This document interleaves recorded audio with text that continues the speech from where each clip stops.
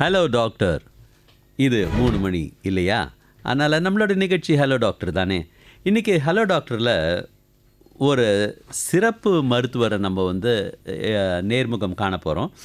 அவர்கிட்ட ஒரே ஒரு ஈஸியான விஷயம் என்ன தெரியுங்களா? என்ன சார் நீங்கள் குழந்த மாதிரி இருக்கிறீங்க பார்க்குறதுக்கு அப்படின்னு யாராலையும் கேட்கவே முடியாது. ஏன்னா அவரே குழந்தை மருத்துவர். அவர் பார்த்தாலே அப்படி தான் இருக்குது. ஸோ இன்றைக்கி we are very happy to invite you to our show sir. Doctor Babu, குழந்தைகள் நல மருத்துவர். வணக்கம் சார். வணக்கம் சார். சார், இந்த குழந்தைகள் நல மருத்துவம் அப்படிங்கிறத பற்றி ரொம்ப பெரிய சப்ஜெக்ட் அப்படிங்கிறது இந்த ஒரு மணி நேரத்தில் கவர் பண்ண முடியுமான்றது எனக்கு தெரியல. ஆனால் இயல்பாக பொதுவாக குழந்தைகள் அப்படின்னு சொன்னாலே அவங்களுக்கு வரக்கூடிய வியாதிகள் என்ன? இயல்பாக மிக அதிகமாக பிறந்த குழந்தையிலேருந்து நம்ம ஆரம்பிச்சிக்கலாம். மிக அதிகமாக வரக்கூடியதுன்னு பார்த்தோம்னாக்க நோய் தொற்றில் ரெண்டு. ஒன்று நுரையீரல் சம்மந்தப்பட்ட நோய்கள், இன்னொன்று வயிறு மற்றும் குடல் சம்மந்தப்பட்ட நோய்கள். இது ரெண்டும் தான் ரொம்ப காமனாக வரக்கூடியது. அதில் வைரஸ், பாக்டீரியா போன்ற ஃபங்கஸ் கூட இப்போ நீங்கள் பிறந்ததுலேருந்தேன்னு பார்க்கும்போது நியூபார்ன் பச்சிளம் குழந்தைன்னு சொல்லுவோம். அப்போ ஃபங்கல் இன்ஃபெக்ஷன் இதெல்லாம் கூட வரக்கூடிய வாய்ப்பு இருக்குது. ஸோ இதில் தான் காமனாக வரக்கூடிய நோய் தொற்று. Okay sir. இப்போ குழந்தைகள் அப்படின்னு சொன்னாலே அவங்கக்கிட்ட ஒரு ஒரு ஒரு ரொம்ப வித்தியாசமான கொஞ்சம் கஷ்டமான ஒரு டயக்னாசிஸ் அப்படின்னு சொல்லலாம். ஏன்னா குழந்தைங்களுக்கு என்ன நடக்குது, தனக்கு என்ன கஷ்டமாக இருக்குதுன்னு சொல்கிறதுக்கே தெரியாத ஒரு வயசில் இருப்பாங்க. அப்போ எப்படி கண்டுபிடிப்பீங்க இது வயிற்று வலி தான், தலைவலி இல்லை, இது முதுகு வலி தான் அப்படின்றதெல்லாம் எப்படி கண்டுபிடிப்பீங்க? அதனால தான் குழந்தைங்கள நான் என்னை பொறுத்தவரை இப்போது என்னோடய அனுபவத்தில் ஆஃப் லேட் நான் பார்க்குறது 3-4 வயசுக்கு மேலே இருக்கிற குழந்தைங்க அவங்கக்கிட்ட கேட்டாலே சொல்கிறாங்க அவங்களுக்கு என்ன பிரச்சனை ஓரளவுக்கு. ஏன்னா போத் பேரண்ட்ஸ் ஒர்க்கிங், தாய்மார்கள் 2 பேரும், தாய் தந்தை 2 பேரும் வேலைக்கு போகிறதுனால குழந்தைங்களுமே இப்போ அவங்கள இம்ப்ரூவ் பண்ணிக்கிறாங்க. இந்த மாதிரி இருக்காங்க. பொதுவாக கம்ப்ளைண்ட்ஸுன்னு ஒன்று கேட்போம். பொதுவாக பேரண்ட்ஸ் கூட்டிகிட்டு வராங்கன்னா என்ன கம்ப்ளைண்ட்ஸுன்னு கேட்போம். குழந்தைங்க இன்னும் இப்போ சளி, இருமல் அப்படின்னு சொல்கிறாங்களா, காய்ச்சல் சொல்கிறாங்களா, வயிற்றுப்போக்கு இருக்குது, வாந்தி இருக்குதுன்னு சொல்கிறாங்களா, ஸோ இல்லை இதெல்லாம் எதுவுமே இல்லாமல் வெறும் காய்ச்சலா இப்படின்றத பொறுத்து நாங்கள் சில குழந்தைங்க இப்போ 2 வயசுக்கு 3 வயசுக்கு மேலே குழந்தைங்களாம் காது வலிலாம் அவங்களே காமிச்சிடுவாங்க. காது வலின்ட்டு தான் சொல்லியே கூட்டிகிட்டு வருவாங்க பேரண்ட்ஸ் வீட்டிலேருந்து. ஸோ இந்த மாதிரி ஃபஸ்ட்டு கம்ப்ளைண்ட்ஸ் தான். எங்களோட மருத்துவத்தில் பொதுவாகவே ஒரு நோயாளி வராங்கன்னா ஃபஸ்ட்டில் கம்ப்ளைண்ட்ஸ் என்ன, இது பெரியவங்கள்னும் போது அடல்ட்ஸ்ன்னு சொல்லும்போது அவங்ககிட்ட நேராக கேட்போம். குழந்தைங்கள்னும் போது அவங்கள பெற்றோர்களோ இல்லை அவங்கள வேறு யாரோ கூட்டிகிட்டு வருவாங்க. சில நேரத்தில் அவங்கள கேட்போம். கொஞ்சம் அதிலே பெரிய பசங்களாக இருந்தால் நான் அவங்களே கூட கேட்குறது உண்டு. இந்த 6 வயதுக்கு மேலே இருக்கிற குழந்தைங்களாம் அவங்களே கூட சொல்கிறாங்க நல்லாவே. அந்த காலத்துலலாம் பாட்டிங்கெல்லாம் என்ன பண்ணுவாங்க, குழந்தை வீல்னு கத்திக்கிட்டே இருக்குதுன்னு சொல்லிட்டு வயிற்றில் எதையோ தடவி விட்டு வயிற்று வலி தான் இது அப்படின்னு சொல்லுவாங்க. அது ஒரு பெரிய தலைப்பு. அது ரொம்ப நல்ல கேள்வி நீங்கள் கேட்டிருக்கு. இன்செஸ்ட் க்ரைன்னு சொல்லுவோம் நாங்கள்.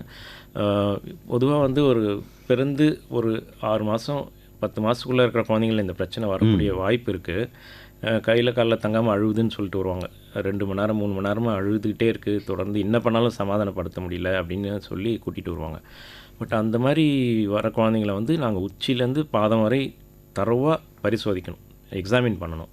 மெடிக்கல் டேர்மில் சொல்லணும் அப்படின்னாக்கா. ஏன்னா அந்த குழந்தை நீங்கள் முதல்ல சொன்ன மாதிரி தான், அந்த குழந்தை வாயை திறந்து என்னன்னு சொல்ல தெரியாது. அழுதுன்னா ஏதோ சொல்லுதுன்னு அர்த்தம். அதை நம்ம தான் கண்டுபிடிக்கணும். இப்போ பேரண்ட்ஸுக்குமே அந்த லெவலில் அவ்வளோ சின்ன குழந்தைங்கள ஏதோ அழுதுன்றது கூட்டிகிட்டு வருவாங்க. பட் நாங்கள் தான் தரவாக எக்ஸாமின் பண்ணி அது என்னென்னு கண்டுபிடிக்கணும். சாதாரணமாக வரக்கூடியது பார்த்தோம்னாக்க பச்சிளம் குழந்தையிலே கூட நியூபார்ன் சொல்கிறோம் இல்லைங்களா, பிறந்த 1 மாதத்துக்குள்ளே இருக்கிற குழந்தைங்கள பச்சிளம் குழந்தைன்னு சொல்லுவோம். அந்த குழந்தைங்கள்லேயே கூட இந்த வேர்க்கிறதுனால, நான் என்னோடய அனுபவத்தில் பார்க்குற வேர்க்கிறதுனால கழுத்துக்கிட்ட இந்த மடிப்புகள் எல்லாம் சில நேரத்தில் அந்த வேர்த்து புண்ணாகிறது உண்டு. ரொம்ப சாதாரணமாக பார்க்குறது. அது இல்லாமல் மற்ற கட்டிகள் வரலாம். இப்போ எந்த காலத்தில் பிறக்குது, வெயில் காலத்தில் பிறக்கிற குழந்தையா சில நேரத்தில் வெயில் கட்டிகள் மாதிரி கூட வரலாம். இல்லை ரேஷஸ் வரலாம், தோலில் அலர்ஜி மாதிரி வரலாம் வெயில்னால். அது மாதிரி இருக்கிறதுனால அழுகலாம். அது இல்லாமல் குழந்தைங்கள நல்லா போற்றி வைக்கணும்னு சொல்லுவோம். பிறந்த குழந்தைங்கள நல்லா கதன்னு இருக்கணும். இப்போ உள்ளங்கையை தொட்டு பார்த்தா நம்ம உள்ளங்கை எப்படி இருக்கோ அப்படி இருக்கணும்னு சொல்லுவோம் பொதுவாக அவங்க புரியறதுக்காக பேரண்ட்ஸ்க்கு. ஸோ அந்த மாதிரி நல்லா போற்றி வைக்கலன்னா அந்த குளிருக்கு அழுவாங்க. அந்த மாதிரி குழந்தைங்க நல்லா தோலில் போட்டு என்ன பண்ணால் அழுவுறது நிற்குதுன்னு கேட்கும்போது சொல்லுவாங்க, தோலில் போட்டால் கொஞ்ச நேரம் அழுவுறது நிற்குது அப்படின்னு சொல்லுவாங்கன்னா அவங்க உடம்பு கதப்பில் குழந்தை அழுவுறது நிற்குதுன்னு நல்லா போற்றி வைக்கணும்னு அர்த்தம். இல்லை நல்ல வெயில் காலத்தில் ரொம்ப அனல்னால கூட அழுவாங்க குழந்தைங்க. ஸோ இந்த மாதிரி பல காரணம் இருக்கும். இப்போ அவங்களுக்கே தெரிஞ்சிருக்கா, சில நேரத்தில் காய்ச்சல் இருக்கும். குழந்தைய கூட்டிகிட்டு வரவங்க அழுதுன்னு சொல்லிட்டு நம்ம தெர்மாமீட்டர் செக் பண்ணும்போது பார்த்தோம்னா காய்ச்சல் இருக்கும். ஒரு லேசான காய்ச்சல்லாம் அவங்களால கண்டுபிடிக்க முடியாது. ஸோ காய்ச்சல் வந்தாக்க தலைவலி இருக்கும், கை கால் வலி இருக்கும், சொல்ல தெரியாதுல்ல, அதனால் அழுவாங்க குழந்தைங்க. இப்போ வந்து சளி இருமல் இருக்குது, சிம்டம்ஸ் இருக்குது, அதோடு அழுகுதுன்னு சொன்னாக்க தொண்டையில் வலி இருக்கலாம் குழந்தைக்கு, இல்லை காது இன்ஃபெக்ஷன் கூட காதில் வலி இருக்கலாம், அதனால் அழுகலாம். இப்போ ஒரு வயிற்றுப்போக்கு இருக்குது அப்படின்னு சொன்னாக்கா வயிற்று வலி இருக்கலாம், வாந்தியோ வயிற்றுப்போக்கோ இருக்கணும். ஸோ இந்த மாதிரி பல காரணத்தினால் அழுவாங்க. இது சில நேரத்தில் ஏதாவது கடி கூட இருக்கலாம், அது கூட நாங்கள் தீவிரமாக பார்க்கணும். நாங்கள் அவங்களுக்கே தெரியாமல் கூட ஏதாவது கொட்டியிருக்கலாம், கடிச்சிருக்கலாம் குழந்தைய. ஸோ நம்ம அதெல்லாம் கூட பார்க்கணும் குழந்தைங்கள. ஸோ இது தரவாக பரிசோதித்து உச்சி முதல் பாதம் வரை ட்ரெஸ்ஸை ஃபுல்லாக கழட்டிட்டு தரவாக எக்ஸாமின் பண்ணி தான் நம்ம சொல்ல முடியும். ஏன்னா இன்னொன்று வந்து இந்த துணி கட்டுவாங்க இல்லைங்களா, மறைவு பகுதின்னு சொல்கிற அந்த ஜெனிட்டல்ஸ் அந்த பகுதியில் வந்து துணி கட்டி வைக்கும்போது சில நேரத்தில் இப்போ வந்து ஆஃப்டே டைப்பர்லாம் நிறைய யூஸ் பண்ணுறாங்க. அதனால் வந்துட்டு இந்த சிறுநீர் கழித்து சில நேரத்தில் அது நல்லா ஊறி, இல்லை மலம் கழித்து ஊறி, அதனால் வந்து புண்ணாகும், அந்த ஆசனவாயை சுற்றி புண்ணாகலாம், இல்லை ஜெனிட்டல்ஸை சுற்றி உறுப்புகளை சுற்றி ஆண் உறுப்பு பெண் உறுப்பு சுற்றி புண்ணாகலாம். ஸோ அதுவும் ரொம்ப சாதாரணமான ஒரு காரணம் குழந்தைங்க அழுவுறது. இது மாதிரிலாம் இருக்குன்னா அது என்னன்ற நம்ம தரவாக பரிசோதித்து அதுக்கு தகுந்த வைத்தியத்தை ஆரம்பித்தோம்னா அவங்க அழுவுறது நிற்பாங்க. ரேராக இது அழுவுறதுல வந்து தெரிஞ்சிருக்கணுன்றதுக்காக சொல்கிறோம். சில நேரத்தில் வந்து நல்ல ஒரு இன்ஃபெக்ஷன் ரொம்ப ரேரான, நான் இப்போ காது இன்ஃபெக்ஷன்லாம் சொன்னது கொஞ்சம் காமன். சில நேரத்தில் மூளையில் கூட இன்ஃபெக்ஷன்லாம் வரலாம், அதனால் கூட வீர்னு ரொம்ப அழுதுகிட்டே இருக்கலாம் குழந்தைங்க. அதை வந்து குழந்தைங்கள நாங்கள் பரிசோதிக்கும் போது எங்களுக்கு சில சந்தேகம் வரும். அந்த மாதிரி இருந்தால் தேவைப்பட்டால் குழந்தைங்கள வந்து மருத்துவமனையில் அட்மிட் பண்ணி அனுமதித்து அங்கேயே வச்சு தீவிரமாக சிகிச்சை பண்ணி பார்க்க வேண்டியிருக்கும். அது இல்லாமல் வந்து இந்த ஹர்னியா அப்படின்னு சொல்லக்கூடிய குடல் இருக்கும்னு சொல்லுங்களா, அது கூட சில நேரத்தில் இந்த சின்ன குழந்தைகள் கூட வரலாம். அந்த மாதிரி அது நான் வந்து என்னோடய அனுபவத்தில் வருஷத்துக்கு ஒரு 4-5 குழந்தையாவது இந்த மாதிரி அழுதுகிட்டே இருக்குன்னு சொல்லிட்டு கூட்டிகிட்டு வர குழந்தைங்கள அதுதான் சொல்கிறேன். அந்த இன்னர் வேன் சொல்லக்கூடிய டைப்பரோ இல்லை ஜட்டி போட்டிருக்காங்கன்னா அதை கழட்டிட்டு பார்த்தோம்னா தான் அந்த இடத்துல அந்த ஃபெமரல் ஹர்னியான்னு சொல்லுவோம், அது நம்ம பார்க்குறது உண்டு அதுவும். ஸோ இதனால் அழகலாம். இல்லைன்னா இந்த ஆண் குழந்தைய வந்து அந்த விரைவு வந்து சில நேரத்தில் திரும்பியிருக்கலாம், டார்ஷன் சொல்லுவோம். இதெல்லாம் ரேர் பட் பாசிபிள். அதனால் நாங்கள் வந்து ஒரு போலீஸ் திருடனை கண்டு எதனாலன்ற அந்த ஆங்கிளில் தரவாக எக்ஸாமின் பண்ணி எங்கே என்ன இருக்குது, என்ன பிரச்சனை இருக்குது அப்படின்றத கண்டுபிடிச்சி நம்ம வைத்தியம் பண்ணோம். சில நேரத்தில் வந்து ரத்தம் டெஸ்ட்டோ நான் சொன்ன மாதிரி அட்மிட் பண்ணி பார்க்க வேண்டியதுன்னா சில நேரத்தில் சில பரிசோதனைகள் ஸ்கேன் பண்ணி கூட பார்க்க வேண்டியிருக்கலாம், இதெல்லாம் கண்டுபிடிக்கிறதுக்கு. That brings us to the question sir, ரொம்ப முக்கியமானது. இந்த டயப்பர் அப்படின்றது குழந்தைகளோட வசதிகளுக்கா இல்லை பேரண்ட்ஸோட வசதிகளுக்கா நான் எப்போவுமே ரொம்ப யோசிப்பேன். அது வந்து குழந்தைகளுக்கு இரிட்டேஷன் தான் அதிகமாக இருக்கும் அப்படிங்கிறது என்னுடைய personal opinion. As a doctor நீங்கள் அதை பற்றி என்ன? நீங்கள் கரெக்டாக சொன்னீங்க. அது இப்போ பேரண்ட்ஸோட வசதிக்கு தான் அப்படின்ற மாதிரி தான். ஆனால் அதாவது ஒன்று என்னென்னா எல்லாத்தையும் வந்து அவங்க மேலே குற்றம் சொல்கிறதுக்காக அப்படி கிடையாது. இப்போ நாங்கள் சொல்லி தானே சிலது அவங்களுக்கு தெரியும் இல்லையா, பெற்றோருக்கு. நாங்கள் குழந்தைகள மருத்துவராக வந்து நாங்கள் சொல்லும் போது தான் சிலது அவங்களுக்கு தெரியும். அப்படி பார்க்கும்போது இப்போ டயப்பர்னு சொல்லும்போது நான் வந்து அதை எப்படி யூஸ் பண்ண சொல்லுவேன்னா, நீங்கள் எங்கேயோ வெளியே வரீங்க, குழந்தைய ஹாஸ்பிட்டல் கூப்பிட்டு வரீங்க, இல்லை எங்கேயோ ஒரு தவிர்க்க முடியாமல் குழந்தைய எடுத்துகிட்டு ஒரு ஃபங்க்ஷனுக்கு எங்கேயோ போக வேண்டி வருதுன்னு அது நேரத்தில் டைப்பர் யூஸ் பண்ணிங்க. வீட்டில் இருக்கும்போது வேண்டாம். அந்த காலத்தில் இந்த மாதிரி துணி கட்டுங்கன்னு தான் நான் சொல்கிறது. துணி வந்து சாஃப்டாக இருக்கிற பனியன் துணி மாதிரி இருக்கிற துணிங்களை லூஸாக கட்டி விட்டோம்னாக்கா ஒரு 7-8 துணி வச்சுங்க, அப்பப்போ மாற்றுற மாதிரி. அந்த மாதிரி துணி கட்டிங்கன்னா கொஞ்சம் காத்தோட்டம் இருக்கும். அந்த மாதிரி இருக்கும்போது இந்த ரேஷஸ் இந்த மாதிரி பிரச்சனைகள்லாம். அதே மாதிரி வந்து இப்போது டிஷ்யூஸ் எல்லாம் யூஸ் பண்ணுறாங்க. இந்த மலம் கழிச்ச அப்புறம் குழந்தைய வந்து க்ளீன் பண்ணுறதுக்காக வந்துட்டு அந்த வெட் டிஷ்யூஸ் எல்லாம் யூஸ் பண்ணுறாங்க. அதில் கூட மெடிக்கேட்டட்லாம் இருக்குது அதனால் வந்து சில குழந்தைங்களுக்கு அலர்ஜி ஆகிலாம் வராங்க. அதை வச்சு தொடச்சி அந்த இடம்லாம் புண்ணாகி அதனாலேயும் அப்படியே வரது உண்டு. இது இல்லாமல் வந்துட்டு சில பழக்கங்கள் இருக்கும் அந்த காலத்துலேருந்து. பிறந்த குழந்தை குளிப்பாட்டும் மூக்கில் வாயில் ஊதுறது, விரலை வச்சு சளி எடுக்கிறது, சாம்பிராணி பூவை காட்டுறது, நாக்கு வந்து எண்ணெய் போட்டு க்ளீன் பண்ணுறது, இந்த மாதிரி நிறைய வசம்பு கொடுக்கறது, நாட்டு மருந்து கொடுக்கறது, காரம் கொடுக்கறது, கஷாயம் கொடுக்கறது, இது மாதிரிலாம். இதனாலலாம் கூட குழந்தைங்களுக்கு வந்து பிரச்சனைகள் வரும். அதெல்லாம் நாங்கள் பார்க்குறோம். அதான் நாங்கள் இதெல்லாம் பண்ணிட்டு தானே இருக்கிறோம் அப்படின்னு சொல்லும்போது சில குழந்தைங்களுக்கு வர்றதில்லைன்னு எடுத்துக்கலாம் நம்ம. ஆனால் நிறைய குழந்தைங்க நாங்கள் பார்க்குறோம் அந்த மாதிரி குழந்தைங்கள வந்து நிறைய சஃபராக வருது. அதனால் சில குழந்தைங்கள்லாம் வந்து வயிறு குடல் பகுதியில் ரத்தம் கசிஞ்சு மலத்தில் ரத்தம் வர்றதெல்லாம் கூட நாங்கள் பார்த்து அட்மிட் பண்ணிலாம் வைத்தியம் பண்ணுற அளவுக்குலாம் இருக்குது. ஸோ இதெல்லாம் இந்த டைப்பர் யூஸ் பண்ணுறது, இந்த குழந்தைகளை வளர்ப்பு முறைகளில் வந்து எது செய்யணும் எது செய்யக்கூடாதுன்றது இப்போ நான் சொன்னதெல்லாம் இதெல்லாம் கொஞ்சம் தவிர்க்கிறது நல்லது. இப்போ குழந்தைகள் அப்படின்னா அவங்களுக்கு வந்து நிறைய வரக்கூடிய வியாதிகள் நம்ம ஊரை பொறுத்த மட்டும் என்ன சார், நிறைய ஓவராலாக இந்த டிசீஸ் தான் குழந்தைங்களுக்கு ரொம்ப ஜாஸ்தி இருக்குது. ரொம்ப அதாவது சாதாரணமாக குழந்தைங்களை வந்து மருத்துவமனை கூட்டிகிட்டு வராங்க அப்படின்னாலே வந்து மோஸ்ட் காமன் வந்து சளி இருமல் தான். அதிகமாக வந்து சளி இருமல் காய்ச்சல் அப்படின்னு தான் வருவாங்க. அதுக்கு அடுத்தது வந்து அடுத்த காமன் வந்து வயிற்றுப்போக்கு, லூஸ் மோஷன் சொல்லலாம், டயரியான்னு சொல்கிறாங்களா, அதுதான் ரொம்ப காமனாக இருக்கிறது. இதில் வந்து பாக்டீரியாவாக இருக்கலாம், வைரஸாக இருக்கலாம். ரெண்டுத்துலேயுமே சளி இருமலில் கூட வைரஸ்னால் வரலாம், பாக்டீரியானால் வரலாம். டயரியான்னு சொல்லக்கூடிய வயிற்றுப்போக்கில் வந்துட்டு வைரஸ்னால் வரலாம், பாக்டீரியா. குழந்தைங்கள வந்து அதிகமாக வைரஸ் தாக்குதல் தான் அதிகமாக இருக்கும். ஸோ அந்த வைரஸ் தாக்குது. இப்போ ஜுரம் அப்படின்றத நீங்கள் வந்து தொட்டு பார்த்து தெரிஞ்சுக்கிறீங்க.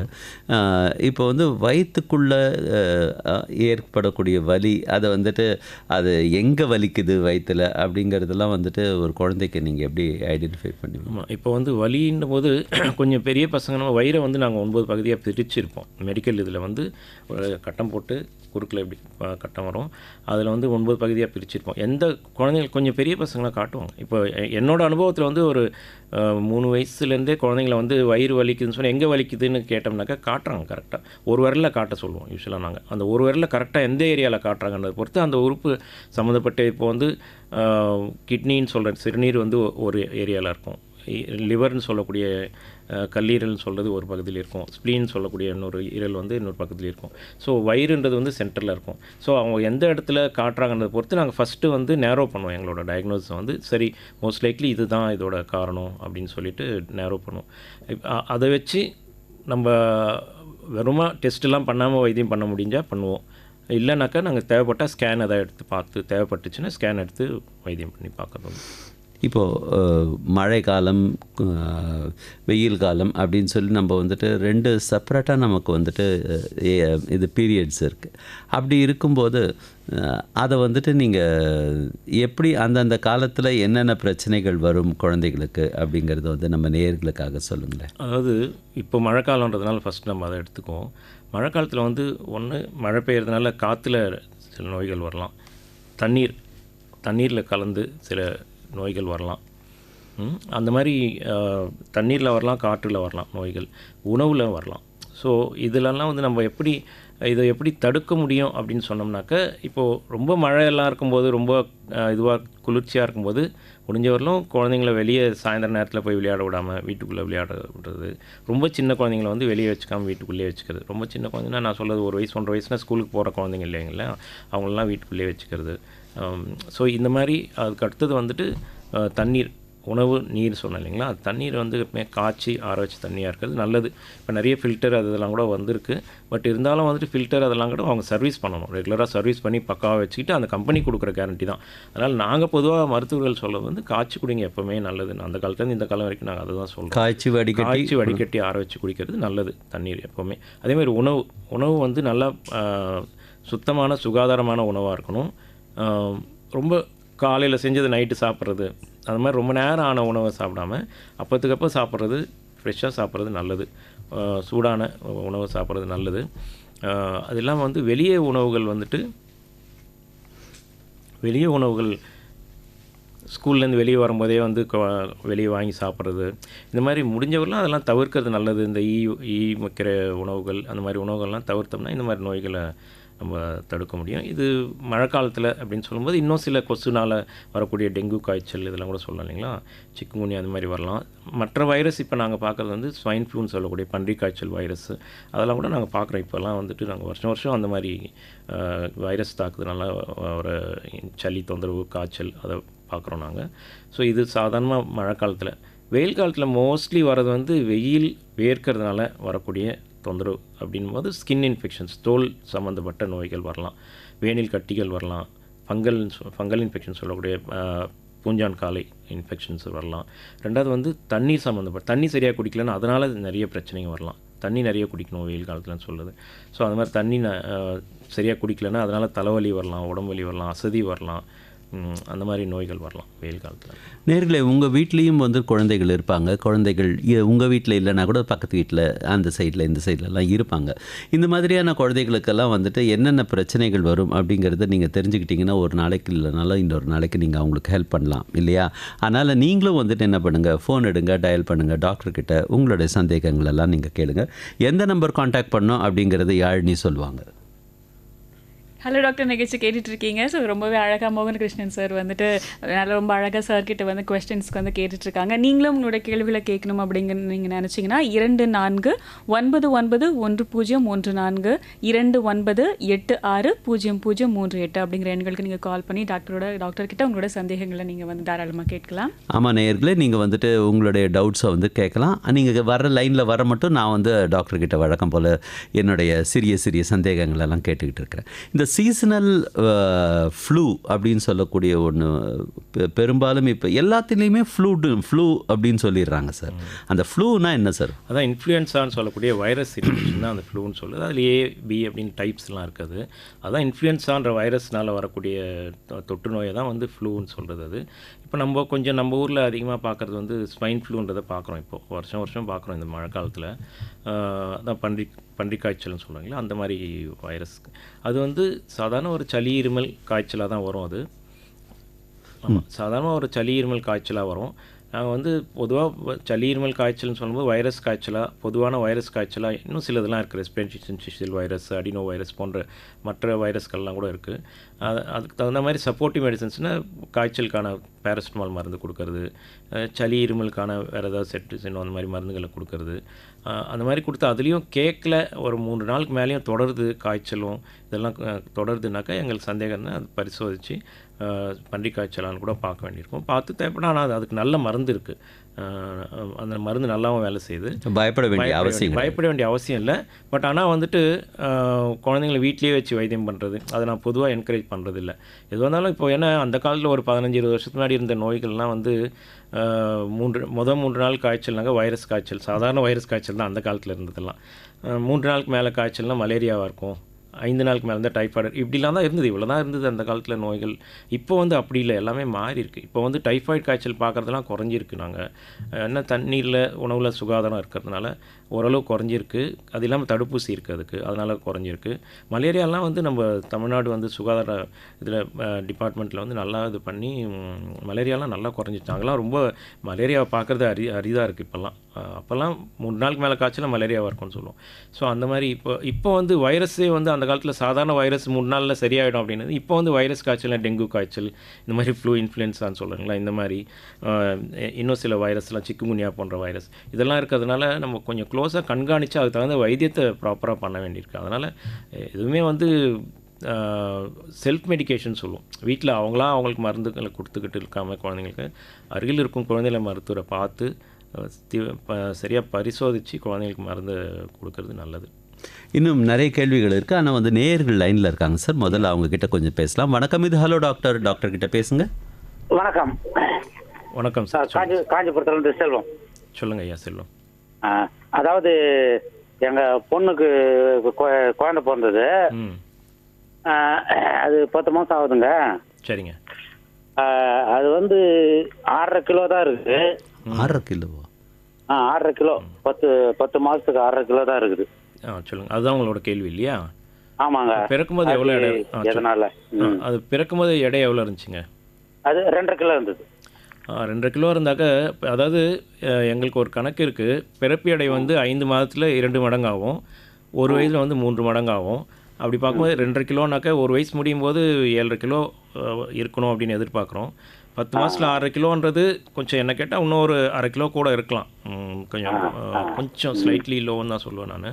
அதனால் இது எங்கே குழப்பம் வரும்னா, இப்போ நாங்கள் பிறந்த 6 மாதங்கள் முடிகிற வரலாம் வெறும் தாய்ப்பால் மட்டும் கொடுங்கன்னு சொல்கிறோம்.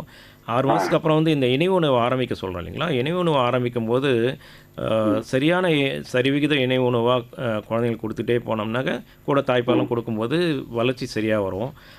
அதில் வந்து நிறைய நேரத்தில் பயந்து நிறைய கொடுக்காமல் இருப்பாங்க. அதனால் வந்து குழந்தைகளை மருத்துவர் கிட்ட கேட்டு அவங்க என்ன உணவு ஆரம்பிக்க சொன்னாங்களோ அந்த மாதிரி ஆரம்பித்து கொடுக்கறது நல்லது. பொதுவாக 10 மாதம் குழந்தைங்களுக்கு என்னெல்லாம் கொடுக்கலாம் அப்படின்னு சொன்னால், சாதம் கஞ்சி கொடுக்கலாம், பருப்பு சாதம் கொடுக்கலாம், நெய் சேர்த்துக்கலாம், அப்புறம் வந்து தயிர் சாதம், மோர் சாதம் கொடுக்கலாம். 10 மாதம் முடிஞ்சிருக்குன்னா இட்லி, இடியாப்பம் இதெல்லாம் வந்து சட்னி கூட ஆரம்பிக்கலாம். வேர்க்கடலை சட்னி, பொட்டுக்கடலை சட்னி, தேங்காய் சட்னி, புதினா சட்னி, இதெல்லாம் காரம் இல்லாமல் நான் சொல்லதெல்லாம் இந்த மாதிரி இதெல்லாம் ஆரம்பிக்கலாம் குழந்தைக்கு. சப்பாத்தி பூரியெல்லாம் தயிரில் இல்லை பாலில் ஊற வச்சு கொடுக்கலாம். அது இல்லாமல் சக்கரை பொங்கல் கொடுக்கலாம், பருப்பு பாயசம் கொடுக்கலாம், சாஃப்டாக இருக்கிற பழம்லாம் பழமாக கொடுக்கலாம். மற்ற பழங்களை வந்து ஜூஸ் பண்ணி கொடுக்கலாம், ஐஸ் போடாமல் தண்ணி ஊற்றாமல் சக்கரை போடாமல் கொடுக்கலாம்.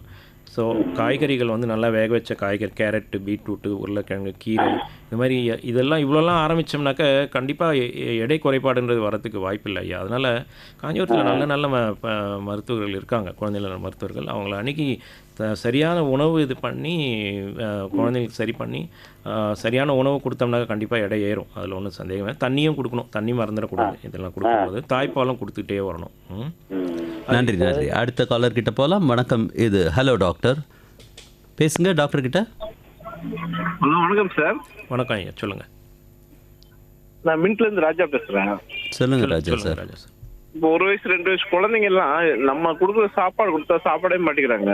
ம் அவங்களுக்கு பிடிச்சது எது இருக்கோ அதுதான் சாப்பிட்றாங்க. அது எது அவங்களுக்கு பிடிச்சதுன்னு சொல்கிறீங்க? அவங்களுக்கு பிடிச்ச இந்த ஐஸ்கிரீம் இந்த மாதிரி ஏதாவது இனிப்பா கொடுத்தா சாப்பிட்றாங்க. Okay okay.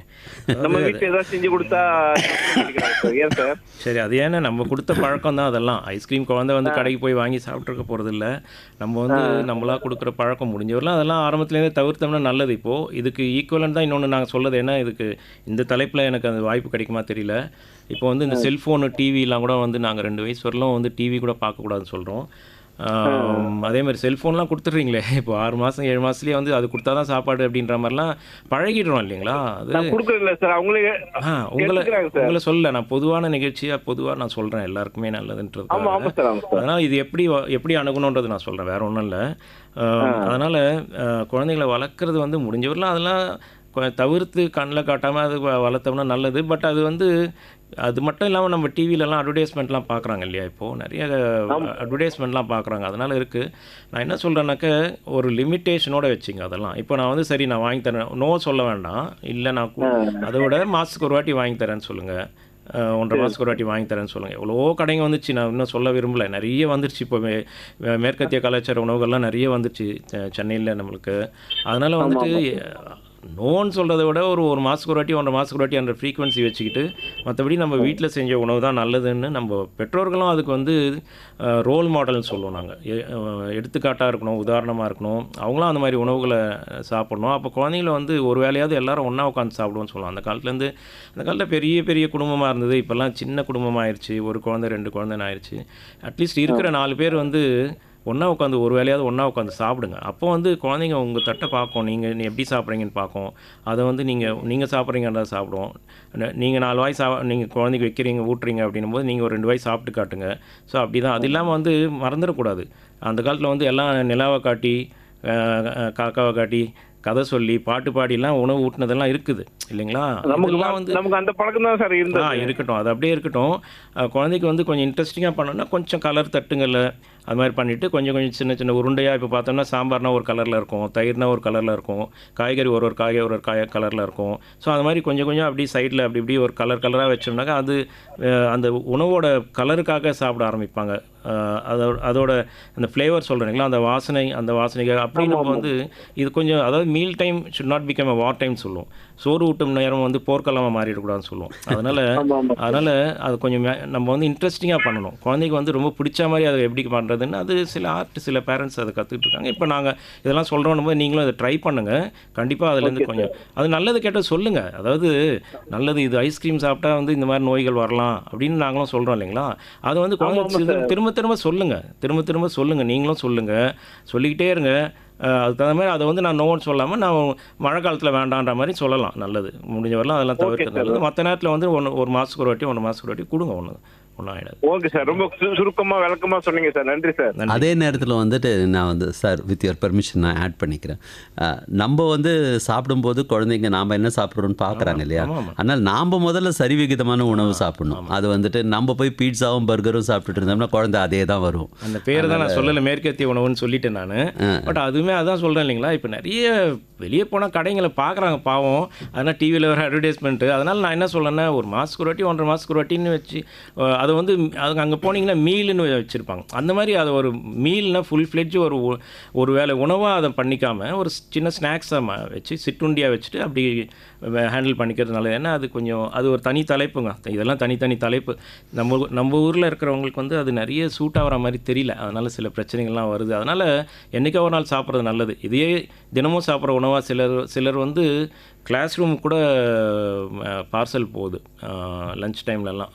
அந்த மாதிரி இந்த மாதிரி உணவுகளை அந்த மாதிரி நேரத்தில் இந்த மாதிரி உணவுகளெல்லாம் அனுப்பாமல் வீட்டிலேருந்து நம்ம சரியான சரிவிகித உணவை குழந்தைங்களுக்கு கொடுக்குறது பழக்கமாக வச்சுட்டு பேரண்ட்ஸும் அதே மாதிரி நடந்துக்கிறது நல்லது சார். என்னைக்கா ஒரு நாள் கொடுக்கலாம் நீங்கள் சொன்னதே எனக்கு ரொம்ப ஆச்சரியமாக இருக்குது. ஏன்னா நிறைய பேர் வந்துட்டு இது இப்படி சொல்கிறது கிடையாது, வேண்டாம்னு தான் சொல்லுவாங்க. எனிவே இன்னொருத்தர் காலில் இருக்கிறாரு, அவர்கிட்ட நம்ம தொடர்ந்து பேசலாம். ஹலோ டாக்டர், இது வணக்கம், பேசுங்க சார், லைனில் இருக்கீங்க, பேசுங்க. ஹலோ வணக்கம் சார். நான் பட்டாபுரம்லேருந்து ராதாகிருஷ்ணன் பேசுகிறேன். சொல்லுங்கள் சார், டாக்டர் கிட்ட பேசுங்க. சரிங்க சார். வணக்கம் சார். டாக்டர் சார் வணக்கம். வணக்கம் ஐயா, சொல்லுங்கள் சார். இந்த 6 மாதம் குழந்தைங்களுக்கு வந்து இந்த நேந்திரம் பழம் காய் இருக்குங்களா, முத்தின காய், அது வெயிலில் காய வச்சுட்டு இடிச்சிட்டு எங்கள் பேரனுக்கெல்லாம் கொடுத்துருக்குறாங்க. கொடுக்கலாமா சார்? அது எப்படி எதை கஞ்சி மாதிரி பண்ணி கொடுக்குறாங்களா? அது கஞ்சி மாதிரி தான் சார். கேரளாலாம் ஃபுல்லாக அதான் கேரளாவில் அந்த மாதிரி பழக்கம் இருக்குது, எனக்கு தெரியும். அந்த மாதிரி கஞ்சி மாதிரி பண்ணி கொடுக்குறாங்கனாக்கா ஓகே தான். 6 மாதத்துக்கு அப்புறம் கஞ்சி கொடுக்கலாம். ஆக்சுவலாக குழந்தைங்களுக்கு வந்து சத்து மாவு கஞ்சின்னு நானே கூட ப்ரைவேட்டில் சொல்லி கொடுக்குறது உண்டு. அரசுலேயும் வந்துட்டு பால்வாடி அங்கன்வாடி மையங்களில் வந்துட்டு கொடுக்குறாங்க பாருங்கள் அந்த சத்து மாவு. அது கொடுத்தாலே போதும். அது நல்லாயிருக்கும், சரிவிகிதமாக இருக்கும். அதில் வந்து இதுவும் சத்து மாதிரி கொடுக்கலாங்களா? என்னதுங்க? இன்னும் நேந்திரக்காயும் கொடுக்கலாம். அதாவது இப்போ வாழைப்பழமே ஆரம்பிக்கலாம். நான் சொல்லுறது பழமாக கொடுக்கறது நல்லது. நீங்கள் காய வச்சு பவுடர் பண்ணி அப்படின்லாம் சொல்கிறீங்க இல்லையா? அந்த மாதிரின்றதுனால கஞ்சி மாதிரி கொடுக்கறதுனால சமைச்சு தானே கொடுக்க போகிறோன்றதுனால பரவாயில்ல. சரி, நல்லது சார். நல்லது, கொடுக்கலாம். நேர்களே, நம்ம வந்து ஒன்ஸ் அகெயின் நான் இந்த ஷோலையும் வந்துட்டு நான் சொல்லிக்கிறேன். என்னென்னா டாக்டர் வந்துட்டு அவர் தன்னுடைய கருத்துக்களை சொல்கிறதுக்காக இங்கே வந்திருக்கிறாரு. அவர் சொல்கிறத முதல்ல நம்ம காதில் வாங்கிப்போம் முழுசாக, அதுக்கப்புறம் நம்மளுடைய டவுட்டை கேட்போம். ஏன்னா அவர் பேசிகிட்டு இருக்கும்போதே நீங்களும் வந்து கூடவே பேசிகிட்டு இருந்தீங்கன்னா வந்து இட் டசன்ட் மேக் சென்ஸ் இல்லையா? அதனால் ப்ளீஸ் கொஞ்சம் டாக்டர் சொல்கிறத முழுசாக கேட்டுக்குங்க, அதுக்கப்புறமா உங்களுடைய கருத்துக்களை சொல்லுங்கள். அடுத்த லைனில் இருக்காரா, அவர்கிட்ட பேசலாம். வணக்கம், இது ஹலோ டாக்டர். வணக்கம் சார். வணக்கம் ஐயா, சொல்லுங்கள். ஐயா வணக்கம். நான் சைதாப்பேட்டிலேருந்து நசுதீன் ஷா பேசுகிறேன். வணக்கம், சொல்லுங்கள். பையனுக்கு வந்து 7 வயசு ஆகுது. அவன் கிட்டத்தட்ட அவனுக்கு விவரம் தெரிஞ்சு இந்த பால் நிப்பாட்டுலேருந்து ஒரு 2 வயசுலேருந்து 1.5 வயசு அந்த மாதிரிலேருந்து மலை பிரச்சனை கட்டியா ஒரு மாதிரி ரொம்ப கஷ்டப்பட்டு இந்த ரத்தம் வர்ற மாதிரி அப்படி போறான் அவன். டாக்டர்கிட்ட காமிச்சேன், எப்படின்னா நார் சத்து கொடுங்கிறாங்க. ஆனா கொடுக்குறப்ப சாப்பிட்றான், அப்படியே அதுவும் ரொம்ப கட்டிக்கிட்டு இருக்கு. இப்ப என்னன்னா ஒரு நாட்டு வைத்தியம் மாதிரி ஒரு அந்த சோறு மாதிரி கொடுத்தாங்க, அதெல்லாம் கொடுத்து ஒரு 2 நாளைக்கு ஒரு வாட்டி போறான். என்ன பண்ண சார்? நல்லா எப்பவுமே 2-3 நாளுக்கு ஒரு வாட்டி தான் போறாருங்களா? ஆமாங்க சார். எந்த வயசுல இருந்து இருக்குங்க இந்த மாதிரி 2-3 நாளுக்கு ஒரு வாட்டி? 3 வயசுலேருந்து இப்போ 7 வயசு ஆகுது சார். 3 வயசுலேருந்தே அப்படி இருக்குன்னா நல்லா அந்த ஒரு ஷெட்யூலுக்கு ஃபிக்ஸ் ஆகிருக்கு குழந்தை. பொதுவாக நாங்கள் என்ன சொல்லுவோம்னா 2 வயசுக்கு மேலே இருக்கிற குழந்தைங்கள வந்து மலம் கழிக்கிறதுக்கு பழக்கலாம். டாய்லெட் ட்ரைனிங்னு சொல்லுவோம் நாங்கள் அதை. குழந்தை வந்து ஒரு 2 வயசுக்கு அப்புறம் வந்து உட்கார வைக்கலாம். அதுக்குன்னு இது இருக்கு இல்லையா, டாய்லெட்டில் தனியாக உட்கார வைக்கலாம்.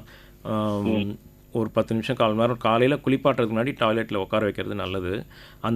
இது வந்து டாய்லெட் ட்ரைனிங். இது நிறைய பெற்றோர்களுக்கு வந்து இப்போ நாங்கள் சொன்னால் தான் தெரியும். இல்லைன்னா குழந்தையா போகல நினச்சிட்டு இருப்பாங்க. 2 நாள் ஆச்சு 3 நாள் ஆச்சுன்ட்டு குழந்தையா எப்போ போதுன்ற மாதிரி. அப்படி இல்லாமல் இதெல்லாம் சிலதெல்லாம் நம்ம தான் பழக்கத்தில் கொண்டு வரணும், நம்ம தான் ட்ரெயின் பண்ணணும். அந்த மாதிரி வந்து சார் ஒரு நிமிஷம். அதாவது எப்படின்னு அவன் போறதுனால ரொம்ப ஹார்டா இருக்கு. அதான் நான் சொல்றேன், ஒரு மாதிரி கட்டியா இருக்கு சார். பாவமா ரொம்ப கஷ்டமா இருக்கு, மனசு கஷ்டமா இருக்கு. புரியுதுங்க, நான் அதான் சொல்கிறேன்.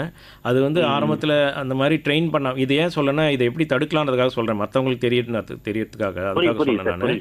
அதனால் 2 வயசுலேருந்தே டாய்லெட் ட்ரெயின் பண்ணி காலையில் குளிப்பாட்டுறதுக்கு முன்னாடி 10-15 மினிட்ஸ் உட்கார வச்சிட்டோம்னா 10 நிமிஷம் 1/4 மணி நேரம் உட்கார வச்சோம்னா டாய்லெட்டில் வந்து இந்த பிரச்சனை வராது. இப்போ வந்து நல்லா இத்தனை வருஷமாக இந்த 3 நாளுக்கு ஒரு வாட்டி போகிறது, ரத்தம் வர அளவுக்கு இருக்குன்னா ஆசனவாயில் புண்ணாக இருக்குன்னு அர்த்தம். அதே மாதிரி ஆசனவாயில் புண்ணாக இருந்ததுன்னா வலி கூட இருக்கும். குழந்தை வந்து மலம் கழிக்கும் போது வலி இருக்கும், மலம் கழிக்கும் போதோ கழிச்ச அப்புறமோ எரியுதுன்னு சொல்லுவாங்க, வலிக்குதுன்னு. அந்த வலிக்கு பயந்துக்கிட்டே அப்புறம் போக மாட்டாங்க. ஸோ இதனால் அதுவா அதனால் இதுவா அப்படின்ற மாதிரி ஆகிடும். புரியுதுங்களா? மலச்சிக்கல்னால போக மாட்டேங்குதா இல்லை இந்த வலினால் போக மாட்டேங்குதா அப்படின்ற மாதிரி 2 இதில் குழப்பம். அதனால் நீங்கள் கண்டிப்பாக குழந்தை நல மருத்துவர் பார்த்துருப்பீங்கன்னு தான் நினைக்கிறேன். நாங்கள் அவங்க என்ன சொன்னாங்க, நார் உள்ள சத்து உள்ள அவரைக்காய் இந்த மாதிரி உள்ளதெல்லாம் கொடுங்க. நானும் கொடுக்குறேன். அவன் வந்து என்னன்னா இந்த பல்லு ஒரு 8.5 மாசம் குறப்பிரசவத்துல பிறந்தான் அவன். பல்லு கொஞ்சம் வீக்காகி என்ன ஆச்சுன்னா அந்த பல்லெல்லாம் வந்து ஒரு மாதிரி இதா இருக்கு. அவனால காரமும் அதிகமா சாப்பிட முடியல, மெண்டு சாப்பிட்றதுக்கு கஷ்டப்படுறான். ஒரு 2 பல்லு கட்டியிருக்கேன். மற்ற பல்லெல்லாம் புடுங்குற ஸ்டேஜும் இல்ல, புடுங்கக்கூடாது அதுவா முளைக்குங்கிற மாதிரி இருக்காங்க. இப்போ குழந்தைங்க அதனாலே சரி, சொல்லுங்க சார். குழந்தைகளுக்கான பல் மருத்துவர்லாம் இருக்காங்க இப்போ சென்னை பன்றி பகுதியில். அதில் அந்த மாதிரி குழந்தைங்களுக்கு பார்க்குறேன், அதுக்கு வந்து க்யூர் பண்ணிட்டு இருக்கேன். குழந்தைங்க இது நான் ஒரே ஒரு சின்ன டவுட் சார். அந்த காயம்னு ஒரு டேப்லெட் வந்து சும்மா ஒரு பாதி கொடுக்குறேன், அதனால நல்லா கீழே போறான். 2 நாளைக்கு ஒரு அடி போட்டாலும் என்ன கொடுக்குறீங்க? அது கொடுக்கலாமா வேணாமா? என்ன கொடுக்குறீங்க? காயம் டேப்லெட்னு ஒன்று இருக்கு பார்த்தீங்களா, அந்த நாட்டு மருந்து. தெரியலங்க, நாட்டு மருந்து எனக்கு தெரியாது. சாரி. Sorry இப்போ sir. நான் இல்ல, என்ன அது சும்மா இல்லை உங்கள்ட்ட personal இல்லை, கேட்டேன். அதாவது என்ன Thank you. நான் சொல்லி முடிச்சிடுறேன், இருங்க கேட்டுங்க நீங்கள் வேணா ரேடியோவில். இப்போ வந்து நான் கேட்டுக்கிறேன் sir. இப்போ வந்து இத்தனை வருஷமாக இந்த பிரச்சனை இருக்கிறதுனால இவங்களுக்கு வந்து மருந்து வந்து 1 வருஷம் கூட கொடுக்க வேண்டியிருக்கும். இப்போ லாக்டுலோஸ் போன்ற மருந்துகளை நாங்கள் கொடுப்போம். தினமும் அந்த மருந்தை கொடுத்தோம்னாக்க குழந்தை வந்து டெய்லி கழிக்க ஆரம்பிக்கும். ஆஸ்துமாவில் தேவைப்பட்டால் மருந்து போட்டு அந்த புண்ணை ஆற்ற வேண்டியிருக்கும். இதெல்லாம் பண்ணி டெய்லி அந்த குழந்தைக்கு வந்து வலி இல்லாமல் டெய்லி போகக்கூடிய மருந்துகளை கொடுத்தோம்னாக்க 1 வருஷம் 2 வருஷத்தில் வந்து குழந்தைய வந்து மாற்றி நார்மல் கொண்டு வரலாம். அதனால் இது நிறைய பேர் என்ன பண்ணுவாங்க, இத்தனை மாதம் மருந்து கொடுக்கணுமான்னு நினைப்பேன். சாதாரண ஒரு மருந்து தான் அது நாங்கள் சொல்கிறது. அது கொடுக்கணும். அது கொடுத்து ஆரம்பத்துலேருந்து கொடுத்தும் போகலைனாக்கா தேவைப்பட்ட குழந்தைகளுக்கான குடல் வயிறு சம்மந்தப்பட்ட மருத்துவர்கள் இருக்காங்க சென்னையில். அவங்ககிட்ட காமிச்சு கூட தேவைப்பட்ட அதை டெஸ்ட் பண்ணி கூட பார்க்க வேண்டியிருக்கும். சரிங்களா? அதுக்கு முன்னாடி வந்துட்டு கேப் கிடைக்கும் போதே முதல்ல நான் ஒரு கேள்வி கேட்டுடுறேன் சார். டாக்டர் சார், இப்போது வேக்சினேஷன் அப்படிங்கிறது வந்து ஒரு ரொம்ப இம்பார்ட்டண்ட்டான ஒரு பார்ட் குழந்தைகளை பொறுத்த மட்டும். அது வந்து இப்போது முன்னாடிலாம் பார்த்திங்கன்னா இந்த பிசிஜி, ட்ரிபிள் ஆன்டிஜென், இந்த மாதிரி தான் வந்து இதெல்லாம் தான் வந்து சொல்லுவாங்க. இப்போ வந்து என்னென்னவோ சொல்கிறாங்களே சார், அதெல்லாம் என்னது சார் அது? அதுதான் இப்போ என்னன்னாக்க நல்ல கேள்வி. இது ஒரு மணி நேரம் பேசலாம் தலைப்பு. நான் எவ்வளோ சுருக்கமாக சொல்ல முடியும் சொல்கிறேன். வேக்சின் சொல்கிறது வந்து தடுப்பு மருந்துகள், தடுப்பூசிகள், தடுப்பு மருந்துகள் சொல்லுவோம். அது வந்து நோயை தடுக்கிறதுக்கான ஒரு வகை நம்மளுக்கு. இது வந்து நம்ம இந்தியாவில் கொடுக்குறோம் அப்படின்னாக்க 2 அட்டவணை இருக்குது. ஒன்று வந்து சார் சொல்ல வந்த மாதிரி தேசிய சுகாதார மையம் அறிவுறுத்துகிற ஒரு அட்டவணைன்னு சொல்கிறது, நேஷ்னல் இம்யூனைசேஷன் ஷெட்யூல் சொல்லுவோம் அது. இன்னொன்று வந்து இந்திய குழந்தைகள் நல குழுமம் பரிந்துரைக்கிற ஒரு அட்டவணை, இந்தியன் அகாடமி ஆஃப் பீடியாட்ரிக்ஸ் அப்படின்றது நேஷனல் லெவலில் எங்களோட அசோசியேஷன் இருக்குது, அவங்களோடது. இதில் வந்து எப்படி இப்போ ஒரு கேள்வி வரலாம், எதுக்கு இந்த தடுப்பூசிலாம், எப்படி ஏன் இதெல்லாம் அப்படின்றபோது உலக சுகாதார நிறுவனம் வந்து உலக சுகாதார நிறுவனம் WHOன்னு சொல்லலாம் இல்லையா, வேர்ல்டு ஹெல்த் ஆர்கனைசேஷன் வந்து கண்காணிக்கிறாங்க அந்தந்த நாட்டில் எந்த மாதிரி நோய்கள் வருது. இப்போ குழந்தைங்களை பற்றி நம்ம பேசுகிறோன்றதுனால 5 வயதுக்கு உட்பட்ட குழந்தைங்களுக்கு எந்த மாதிரி நோய் வருது, அதிகமாக வருது, எதனால் உயிரிழப்பு வருது, இதெல்லாம் பார்க்கும்போது எந்த நோய்கள் அதிகமாக வருது, எப்படி உயிரிழப்பு தடுக்கலாம் அப்படின்னு பார்க்கும்போது நம்ம இந்திய குழந்தைகளுக்கு பரிந்துரைக்கிற WHO உலக சுகாதார நிறுவனம் பரிந்துரைக்கிற தடுப்பூசிகளை, தடுப்பு மருந்துகளை தான் வந்து நம்ம இந்திய குழந்தைகள் நல குழுமம் பரிந்துரைச்சிட்ருக்கோம். அதனால் இப்போ வந்து நோய்கள் புதுசாக வர வந்து அதில் எதுக்கெல்லாம் தடுப்பூசி, இப்போ சிலதுக்கெல்லாம் பார்த்தோம்னா டெங்கு காய்ச்சல்னு சொல்கிறோமே தவிர இது வரைக்கும் நம்மளுக்கு தடுப்பூசி இல்லை, நம்ம நாட்டில் இல்லை. அந்த மாதிரி சிலதுக்கு நல்ல தடுப்பூசி, இப்போ இதே வந்து பன்றிக்காய்ச்சல் சொல்ல பாருங்கள், அதுக்கு வந்து தடுப்பூசி இருக்குது. அது கண்டிப்பாக இப்போ சொல்லணும். இப்போ சீசன், இப்போ பன்றிக்காய்ச்சல் நோயெல்லாம் இருக்குன்றதுனால வருஷம் இந்த மழை காலத்தில் வரோன்றதுனால ஆகஸ்ட் செப்டம்பரில் நாங்கள் அந்த தடுப்பூசியை போட்டு வச்சுக்கிறது நல்லதுன்னு சொல்லுவோம். ஸோ இது பேசிக்காக உலக சுகாதார நிறுவனம் பரிந்துரைக்கிற தடுப்பூசிகளை தான் வந்து நம்ம இங்கே போட்டுட்ருக்கோம். அதனால் முதல்ல இல்லாத நோய்கள்லாம் இப்போ நிறைய பார்க்குறோன்றதுனால டைஃபாய்டு போன்ற குடல் காய்ச்சல்னு சொல்லக்கூடிய நோய்களெல்லாம் நம்ம நிறைய தடுத்துருக்கோம். இந்த தடுப்பூசி இருக்கிறதுனால, டைஃபாய்டுக்கான தடுப்பூசி இருக்கிறதுனால தடுத்துருக்கோம் நம்ம. அந்த மாதிரி தான் இது. இப்போ இந்த டிஃப்தீரியா அப்படின்னு சொல்லக்கூடிய வியாதிகள்லாம் வந்துட்டு நம்ம உலகத்திலேருந்தே அதை எடுத்து அழிச்சிட்டோன்னு சொல்கிறத விட, நம்ம டிஃப்தீரியான்னு சொல்கிறது தமிழில் சொல்லணும் தொண்டை அடைப்பான்னு சொல்லுவோம். அது தொண்டை அடைப்பான் நோய் வந்து இப்போ தடுப்பூசி போட்ட குழந்தைங்களுக்கு வரதில்லை. இப்போது நாங்கள் தடுப்பூசி போட்டுக்காத குழந்தைங்களில் சிலர் பார்க்குறோம். நாங்கள் அதை அந்த மாதிரி நோயோட வரவங்களை பார்க்கும்போது தடுப்பூசி சரியாக போட்டுக்காத குழந்தைங்கள், இல்லை போட்டுக்காத குழந்தைங்கள் விட்டு போன அப்போ தடுப்பூசி டிப்தீரியான்னு சொல்லும்போது 1.5 மாதம் 2 மாதம் 3 மாதத்தில் ஒரு அடி போடுவோம், 1.5 வயசில் போடுவோம், 5 வயதில் போடுவோம். இதில் வந்து எங்கேயாவது இப்போ 5 வயசில் அது போட வேண்டிய ஊக்குவிப்பு பூஸ்டர்னு சொல்லுவோம். அது விட்டு போயிருந்தால் கூட சில நேரத்தில் நாங்கள் 6, 7 வயசு 8 வயசில் கூட பார்க்குறோம் அந்த நோயை. அதனால் வந்து இந்த தடுப்பூசி போட்டதுனால தான் இந்த வந்து எவ்வளோ இது வந்து ரொம்ப பெரிய உயிருக்கு ஆபத்து விளைவிக்கக்கூடிய நோய்கள் இதெல்லாம். தொண்டை அடைப்பான், ரணஜன்னி, கக்குவான்லாம், டிபிடின்னு சொல்ல, டிப்தீரியா, பெர்டூசிஸ், டெட்டனஸ் எல்லாம் இதெல்லாம் தடுப்பூசியில் போட்டு நம்ம கண்ணுக்கு எதிர்க்க வந்து நம்ம இந்த நோய்களெல்லாம் நல்லா அடக்கி வச்சுருக்கிறோம் நம்ம. சிலதெல்லாம் இப்போ போலியோ, பல்ஸ் போலியோ அந்த மாதிரி இப்போ போட்டுக்கிட்டு இருக்கோம் இல்லையா, அந்த போலியோலாம் நம்ம இந்தியாவை விட்டு ஒழிச்சாச்சு. அது நம்ம பக்கத்து நாடுகளில், அண்டை நாடுகளில் கொஞ்சம் அது இருக்குன்றதுனால நம்ம இன்னும் அது இதெல்லாம் கண்டினியூ பண்ணிகிட்டு இருக்கிறோம் நம்ம. இல்லைன்னா நம்ம ஒழிச்சிட்டோம் அதை. அப்போ அதே மாதிரி தான் பெரிய மைன் அந்த காலத்தில் இருந்து பாருங்கள், ஒழிச்சாச்சு இல்லைங்களா. அது இல்லை, நம்ம மனித இனத்தில் இல்லை அது. அம்மை அப்படின்றது வந்து தனியாக ஒரு இன்னொரு ஆமாம், ஒரு மணி நேரம் பேசலாம் அது தடுப்பூசி. ஆனால் அதுக்கு முன்னாடி சார், ஒரு பிறந்த குழந்தைக்கு அதுலேருந்து ஆரம்பித்து இந்த 15 வயசுக்குள்ள என்னென்ன வேக்சினேஷன்ஸ் எல்லாம் போடணும்? அந்த காலத்தில் இனாக்குலேஷன் அப்படின்னு சொல்லுவாங்க. இப்போ வந்து அந்த டேர்ம் யூஸ் பண்ணுறாங்களான்னு எனக்கு தெரியல. ஸ்மால் பாக்ஸ்லாம் இனாக்குலேஷன்லாம் இருந்தது. இப்போ என்னென்ன, இப்போ பிறந்த குழந்தைங்களுக்கு வந்துட்டு பிறந்து ஒரு 3 நாளில் டிஸ்சார்ஜ் பண்ணி வீட்டுக்கு அனுப்புகிறாங்க அப்படின்னா அதுக்குள்ளேயே நாங்கள் போடுறது வந்து பிசிஜின்னு நீங்கள் சொன்னீங்க இல்லைங்களா, காசநோய்க்கான தடுப்பூசி அது. அதுக்கப்புறம் வந்து போலியோ சொட்டு மருந்து போடுறது, மஞ்சள் காமாலை பி ஊசி, இது வந்து பிறந்து வீட்டுக்கு அனுப்புறதுக்குள்ளேயே போட்டு அனுப்புறது. அப்புறம் 1.5 மாதத்தில் வந்து நாங்கள் போடுறது வந்து இதே டிபிடின்னு சொன்னீங்களா, தொண்டை அடைப்பான், ரணஜன்னி, கக்குவான், மூளைக்காய்ச்சல், ஹீமோஃபிலஸ் இன்ஃப்ளூயன்ஸா டைப் பி அப்படின்னு சொல்லக்கூடிய ஒரு மூளைக்காய்ச்சல் பாக்டீரியா, அதுக்கான இது போடுறோம். நிமோனியா தடுப்பூசி போடுறோம். இது இல்லாமல் வந்துட்டு போலியோ இன்ஜெக்ஷனாக போடுறோம் இப்போ நாங்கள். இது இல்லாமல் ரோட்டா வைரஸ்ன்னு சொல்லக்கூடிய வயிற்றுப்போக்கான வைரஸ், ஆன்டி வைரஸ் டைரியல் இது போடுறோம். ஹெப்படைட்டிஸ் பி போடுறோம். ஹெப்படைட்டிஸ் பின்னு சொன்னால் அது ஒரு வகையான வைரஸ் தான் அது. ஸோ இது வந்து 3 தவணையாக போடுறோம். இதை 1.5 மாதம், 2 மாதம், 3 மாதம் போடுறோம். அப்புறம் வந்து 10ஆம் மாதத்தில் வந்து 6 மாதத்துக்கு அப்புறம் வந்து இதில் வந்து அரசில் இன்னும் அது ஆரம்பிப்பாங்கன்னு நினைக்கிறேன். இந்த பன்றிக் காய்ச்சல் சொன்னீங்களா, இன்ஃப்ளூயன்ஸா, நீங்கள் கூட ஃப்ளூன்னு கேட்டிங்க பாருங்கள், அது வந்து எங்கள் இந்திய குழந்தைகள் நல குழுமத்தில் ப்ரைவேட்டில் போட்டுக்கிட்டோம். தமிழ்நாட்டில் வந்து நிறைய தடுப்பு மருந்துகளை கொண்டு வந்துட்டாங்க. தமிழ்நாடு கவர்மெண்ட் அரசு வந்து எக்ஸலண்ட்டாக நிறைய கொண்டு வந்துட்டாங்க. என்ன ஒன்றுனா கொஞ்சம் காஸ்ட்டு இது இருக்கிறதுனால கொஞ்சம் அதுக்கு தகுந்த மாதிரி ஒர்க்கப் பண்ணி அது பண்ண வேண்டியிருக்கும்னு நினைக்கிறேன். ஸோ 6 மாதத்தில் வந்து ஃப்ளூவுக்கான மருந்து போடுறோம் 2 தவணையில்.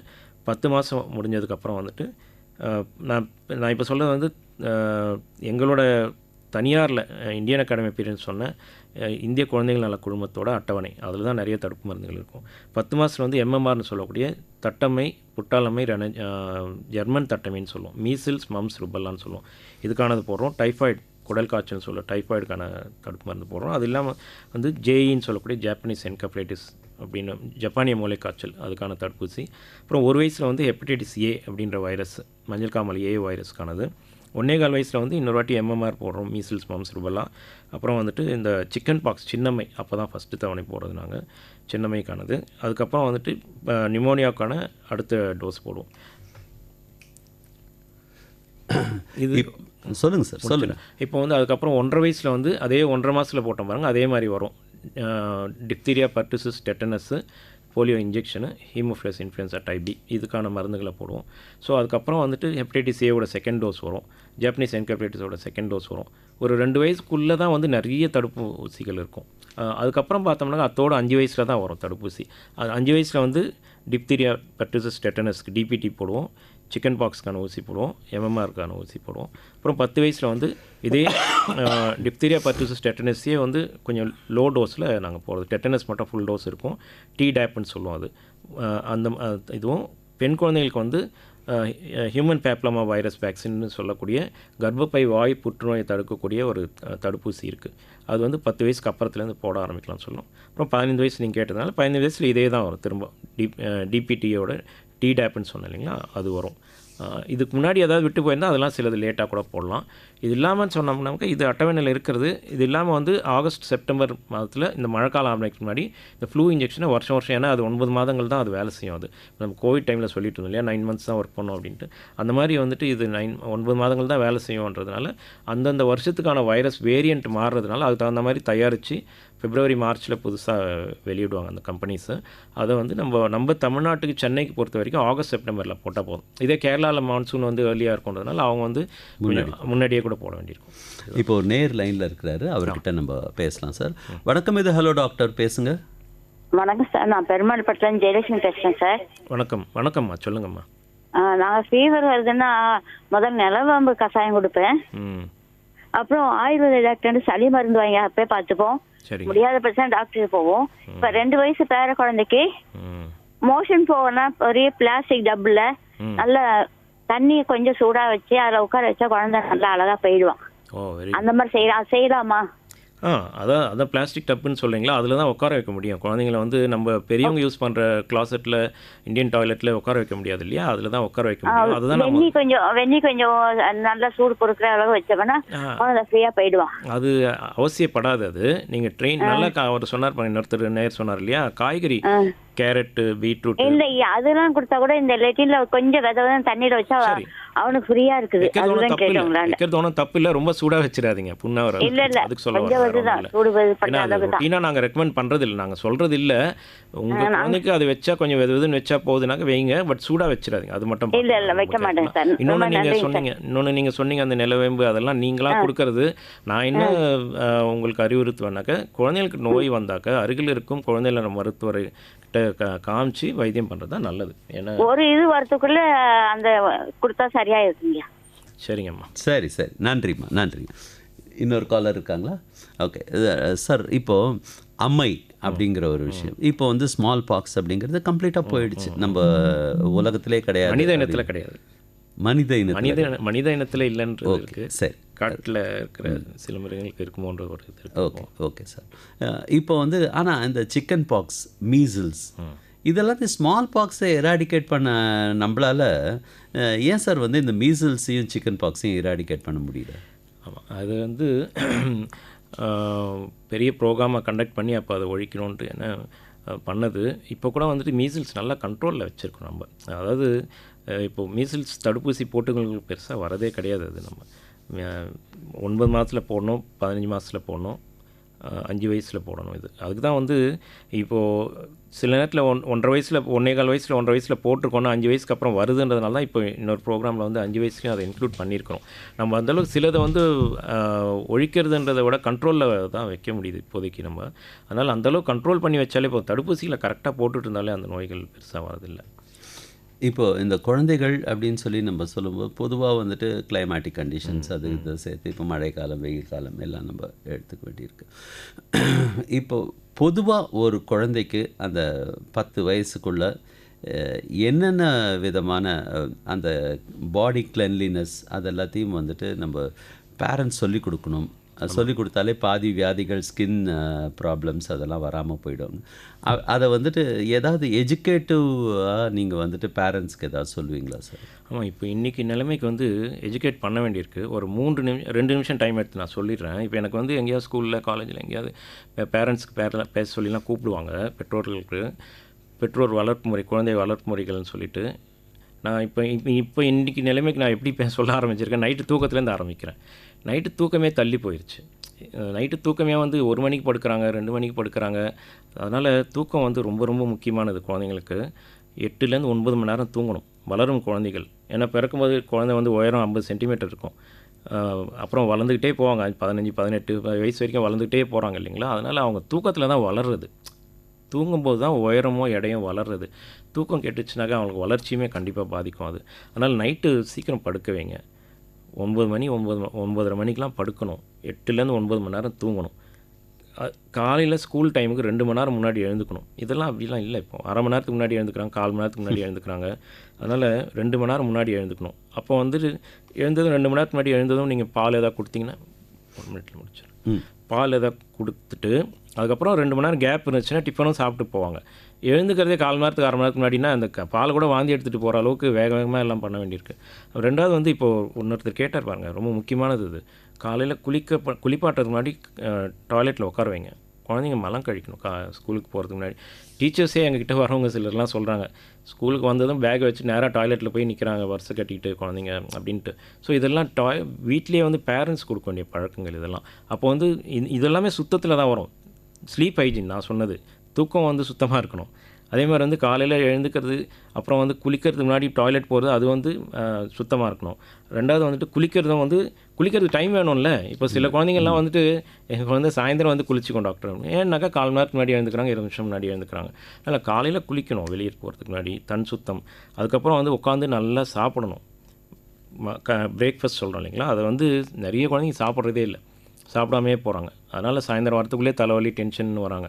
அதனால் காலையில் சாப்பிட்ணும். அதேமாதிரி ஸ்கூல்லேருந்து வந்தாங்கன்னா சாயந்தரம் ஓடி விளையாட விடுங்க. அதெல்லாம் மறந்தே போகுது. இப்போல்லாம் வந்துட்டு வீட்டுக்குள்ளேயே இருக்கிறதுனால தான் வந்து இந்த கேட்ஜெட்ஸு மீடியாஸு இதுக்கெல்லாம் அடிக்ஷன் ஆகி அடிக்ஷனுக்கு போகிற அளவுக்குலாம் இப்போ சில குழந்தைங்க ஆகிட்டு இருக்காங்க. அதுக்கெல்லாம் அதனால் சாயந்தரம் ஒரு 1.5 மணி நேரம் 2 மணி நேரம் பார்க்கில் ப்ளே கிரவுண்டு கூட்டிகிட்டு போய் ஓடி விளையாட விடுங்க.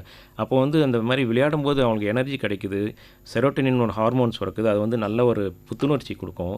அவங்க வந்து இப்போ திரும்ப வீட்டுக்கு வந்தாங்கன்னா ஹோம்ஒர்க் பண்ணணும்னு தோணும், படிக்கணும்னு தோணும், 8:30 மணிக்கெலாம் பசிக்கும், சீக்கிரம் தூக்கமாக வரும். இவ்வளோலாம் இப்போ ஈவினிங் விளையாடுறதுனால இவ்வளோ வரும் குழந்தைங்களுக்கு. அது இல்லாமல் வந்து வெளியே போய் விளையாடுறதுனால 4 பேரோட பழகிறது, 4 பேரோட விளையாடுறதுனால வெற்றி தோல்வியை சரிசமமாக எடுத்துக்க தெரியும், விட்டு கொடுத்தல் வரும், நம்ம வந்து ஒரு அச்சீவ் பண்ணணுன்ற ஒரு ஆர்வம் வரும். அவங்களோட டேலண்ட் எதில் இருக்குன்னு நம்மளுக்கு தெரியாது. அவங்க வந்து ஒருவேளை விளையாட்டில் ஒரு பெரிய லெவலுக்கு போகிற அளவுக்கு டேலண்ட் இருக்குன்னா அதுவும் தெரியும் நம்மளுக்கு. இப்போ வீட்டுக்குள்ளேயே இருக்க குழந்தைங்க என்ன ஆகுறாங்க, அதனால் கேட்ஜெட்ஸ் இதுக்கெல்லாம் இப்போ அடிமையாகிட்டு இருக்காங்க. அதனால் இந்த சுத்தம்னு சொல்கிறது வந்து தூக்கமும் சுத்தமாக இருக்கணும், காலையில் சீக்கிரம் எழுந்துக்கிறதும் அது இருக்கணும், early to bed early to rise சொல்லணுங்களா. டு நாட் ஸ்கிப் பிரேக்ஃபாஸ்ட் நான் எப்பவுமே சொல்லிகிட்டே இருப்பேன். காலையில் வந்து குளிச்சுட்டு நல்லா ஒரு 1/4 மணி நேரம் எழுந்து உட்காந்து, இன்னொன்று கூட நான் பேரண்ட்ஸ் சொல்லுவேன், ஃபுல் மீல்ஸ் மதியானம் கொடுக்குறோம் பாருங்கள், அதை வந்து காலையில் நல்லா உட்கார வச்சு காய்கறியோட சாப்பிட வச்சு மதியானம் கூட டிஃபன் கொடுத்து அனுப்புங்க கூட சொல்கிறேன் நான். அதே மாதிரி வந்து மலம் கழிக்கிறது, சாயந்தரம் வந்தால் விளையாட சொல்லுங்கள். இதெல்லாம் சுத்தமான ஒரு இதுதான். விளையாடிட்டு வந்தாங்கன்னா இன்னொரு வாட்டி குளிச்சிட்டோம். அதுக்கப்புறம் வந்து சொன்ன மாதிரி ஹோம்ஒர்க்லாம் பண்ணிவிட்டு சாயந்தரம் சாப்பிட கொடுங்க. நல்ல ஸ்நாக்ஸ் வீட்லேயே வந்து நம்ம சவுத் இந்தியனில் வந்து நான் சொல்ல வேண்டியதே இல்லை, வடை பஜ்ஜி போண்டா எல்லாமே கொடுக்கலாம். ஆயில் கீழ்லாம் பயப்பட வேண்டாம். குழந்தைங்க வளர்கிற குழந்தைங்களுக்கு வந்து ரொம்ப வெயிட் அதிகமாக உடல் பருமன் நோய் இருக்குது, உடல் அதிக எடை இருக்குது அப்படின்னா மருத்துவர்களே சொல்லுவாங்க. அந்த மாதிரி இருந்தால் மட்டும். மற்றபடி இதெல்லாம் பார்த்துங்க. தண்ணி நிறைய குடிக்க வைங்க, சுத்தமான காய்கறி டெய்லி சாப்பிட்ணும், பழங்கள் டெய்லி சாப்பிட்ணும். இதெல்லாம் சுத்தமான பிஹேவியர்ஸ் தான். நேயர்களே, டாக்டர் சொன்னதை நீங்கள் வந்து கேட்டிருப்பீங்க அப்படின்னு நினைக்கிறேன். குழந்தைங்களுக்கு இந்த மாதிரியான நல்ல பழக்கங்களெல்லாம் ஏற்படுத்தணும்னா நம்ம முதல்ல நாம் டைமுக்கு சாப்பிட்ணும், டைமுக்கு தூங்கணும். இதை வந்துட்டு நம்ம மனசில் வச்சுக்கிட்டோன்னு வச்சுக்கோங்களேன், குழந்தைங்க ஆட்டோமேட்டிக்காக நம்மளை பார்த்து ஃபாலோ பண்ணுவாங்க. இப்போ இன்னொரு நேர் லைனில் இருக்கார், அவர்கிட்ட பேசுவோம். வணக்கம், இது ஹலோ டாக்டர். டாக்டர்கிட்ட பேசுங்க. வணக்கம் சார். வணக்கம் ஐயா, சொல்லுங்கள். சித்தமல்ல ராஜமாணிக்கம் பேசுகிறேன் சார். சொல்லுங்கள் ராஜமாணிக்கம் ஐயா, சொல்லுங்கள் சார். சார் எங்கள் பேத்தி ஒன்றுக்கு 8 வயசு ஆகுது. அவங்க 3 மாசத்துல வந்து இந்த கல்லீரல் ஆப்ரேஷன் பண்ணாங்க. அது அந்த லிவர் மாத்தது. அது இப்போ திருப்பி வந்து இப்போ நல்லா இருக்கு, ஆனால் ஜுரம் வராமல் பார்த்து சொல்கிறாங்க. ஆனால் பார்த்தனாலும் திருப்பி மாற்றுற மாதிரி ஒரு சான்ஸ் வந்தாலும் வரும் அப்படின்னு சொல்கிறாங்க சார். திருப்பி மாற்ற வைக்கிற மாதிரி அது மாதிரி மாற்றினா கவர்மெண்ட்டில் அது மாதிரி இருக்கா சார்?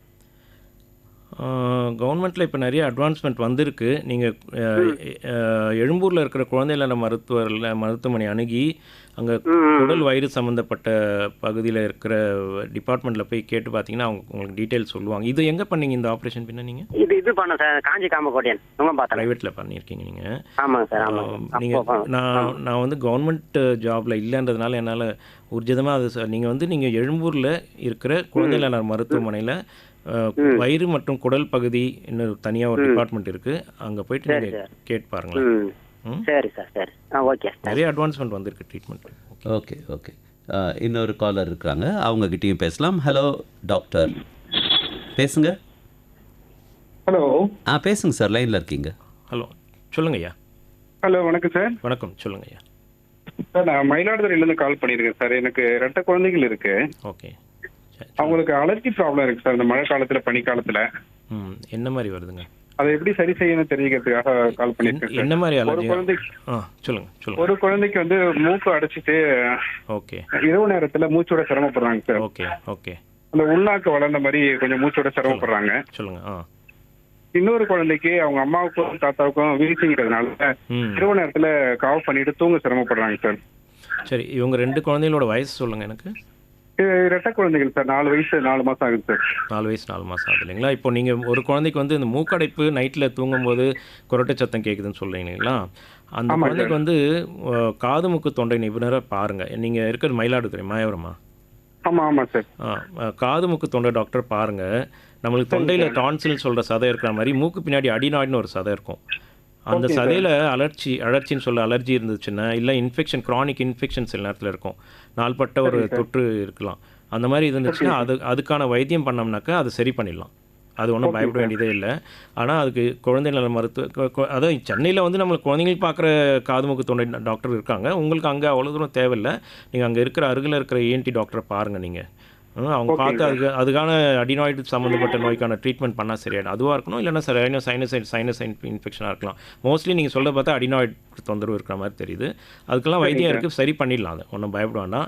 இன்னொரு குழந்தைக்கு வந்துட்டு நீங்கள் வந்து பெரியவங்களுக்கு வீசிங் இருக்குது, அதனால் இந்த குழந்தைக்கும் இருக்குன்னு பரவாயில்ல சொல்லிடுறேன். நீங்கள் சொல்லிடுறேன். வீசிங் இருக்குன்னு சொல்கிறாங்க. நாங்கள் வந்து 5 வயதுக்குட்பட்ட குழந்தைகளுக்குள்ள வீசிங்னு ஒன்று சொல்லுவோம். அண்டர் 5 வீசர்ஸ்ன்னு சொல்கிறோம். பெரியவங்க மாதிரி நாங்கள் வந்து வீசிங் ஆஸ்மான்னு லேபிள் பண்ணுறதில்ல. 5 வயதுக்குட்பட்ட குழந்தைங்களுக்கு வர வீசிங் வந்து அண்டர் 5 வீசர்ஸ்ன்னு சொல்லுவோம். அது வந்து நிறைய காரணங்களால் வரலாம். நிறைய குழந்தைங்க அதில் 5 வயசுக்கு அப்புறம் சரியாயிடுறது உண்டு. அதனால் அந்த நேரத்துக்கு அதுக்கு தகுந்த வைத்தியத்தை பண்ணிக்கிட்டே போனோம்னா போதும். பட் அதில் வந்து முக்கியமானது வந்து என்ன அலர்ஜி, இப்போ வந்து நிறைய பேர் வீசிங் இருக்கவங்களுக்கு சாக்லேட் ஒத்துக்காது, ஐஸ்கிரீம் ஒத்துக்காது, கூல்ட்ரிங்க்ஸ் ஒத்துக்காது, ஐஸ் வாட்டர் ஒத்துக்காது. இதெல்லாம் நம்ம ஒரு எழுதி வச்சுக்கிட்டு, இதே 10 வயசுக்கு மேலே 8 வயசு 9 வயசு மேலே இருக்கிற குழந்தைங்களா தான் நான் அவங்களே எழுத சொல்லுவேன் டைரியில். இதை சாப்பிட்டா எனக்கு உடனே இருமல் வருது, இதை சாப்பிட்டா எனக்கு உடனே மூச்சு அடைக்குதுன்னு எழுதிட்டு அதை டெய்லி ஒரு வாட்டி சாமி கும்பிட்டு போங்க, இதெல்லாம் சாப்பிடக்கூடாதுன்ட்டு. அது மாதிரி நீங்கள் பெற்றோர் வந்து இதெல்லாம் தவிர்த்திங்கனாலே அது வராது குழந்தைங்களுக்கு. சில நேரத்தில் வந்து இன்ஃபெக்ஷனாலையும் வீசிங் வரலாம். அந்த மாதிரி இருந்தால் நம்ம வைத்தியம் பண்ணி சரி பண்ணிக்கலாம். ஓகே, இன்னொரு நேர் லைனில் இருக்கார் சார், அவர்கிட்ட பேசலாம். வணக்கம், இது ஹலோ டாக்டர். டாக்டர்கிட்ட பேசுங்க. ஹலோ சொல்லுங்கம்மா, நான் டாக்டர் பாபு பேசுகிறேன். சொல்லுங்கள். சார், எங்க பாப்பா 1 வயசு ஆகுது சார், குழந்தை. சொல்லுங்கம்மா. 10 மணிக்கு மேல நைட்ல 10 மணிக்கு தூங்குறான் சார். 12 மணி கூட தூங்குறான் சார். நைட் லேட்டா தூங்குறான். காலைல 10 மணிக்கு எழுந்துக்கிறான் சார். தூங்க வச்சா கூட தூங்கவே மாட்டான் சார். நைட்ல ரொம்ப நேரம் மூச்சுனே இருக்கிறான். அதுக்கப்புறமா தான் சார் தூங்குறானே. என்ன பண்ணுவாருமா தூங்காம குழந்தை? என்ன பண்ணுவார் சொல்லுங்க. குழந்தைங்க விளையாடின்னு இருப்பான் சார். விளையாடினே இருப்பான் நைட்ல. விளையாடிட்டே இருந்துட்டு அதுக்கப்புறமா தான் 12 மணிக்கு தான் தூங்குறான் சார். நீங்க கேட்ட கேள்வி ரொம்ப நல்ல கேள்வி. நீங்க சொல்லி முடிச்சிருங்க, எதை சொல்ல வந்தீங்க.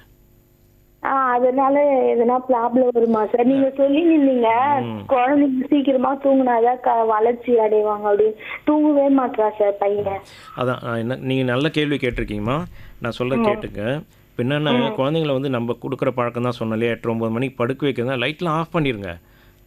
லைட்டெல்லாம் ஆஃப் பண்ணிவிட்டு நாங்களும் தூங்கணும் நீயும் தூங்கணும்னு சொல்ல ஆரம்பிங்க. அதாவது நம்ம ஒரு பர்டிகுலர் வயசுக்கு அப்புறம் நம்ம சொல்கிறது அவங்க புரிஞ்சுக்குவாங்க. ஒரு வயசுன்றது ரொம்ப சின்ன வயசாக இருந்தாலும் நீங்கள் வந்து ஒரு ட்ரெயின் பண்ணுறது தான் அதெல்லாமே. நம்ம வந்து குழந்தை எழுந்து விளையாடுன்னு சொல்லிட்டு நீங்கள் லைட்டு போட்டிங்கனாக்க நீங்களும் விளையாட போகிறீங்க கூட அப்படின்னு நினச்சிட்டு விளையாட தான் கூப்பிடும் குழந்தை.